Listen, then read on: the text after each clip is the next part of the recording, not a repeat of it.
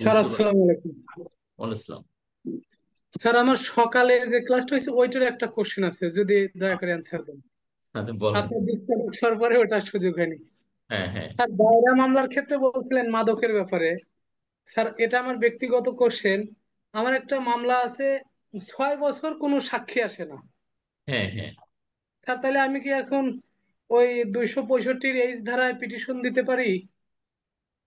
হ্যাঁ, এরকম যদি হয় তাহলে আপনি 265 ধারায় আহ, একটা খালাসে একটা প্যাড দিতে পারেন, এবং 39 ডিএলআর কামার আলী ভার্সেস আব্দুল মান্নাব, 39 ডিএলআর কামার আলী ভার্সেস আব্দুল মান্নাব, 321 পৃষ্ঠার এই জাজমেন্টটাও আপনি আপনার সাবমিশনের বেসিস হিসেবে তুলে ধরতে পারেন। সেখানে বলা হয়েছে যে প্রসেস যদি এক্সস্ট হয়ে যায় তাহলে আপনি 265 এইসে আসামির খালাস পেতে পারেন। 265 এইস এবং Kamar Ali versus Abdul Mannan, reported in 39 DLR, page 321, এইটার রেফারেন্সে আপনি এই খালাস চাইতে পারেন। ঠিক আছে স্যার, থ্যাংক ইউ। জি।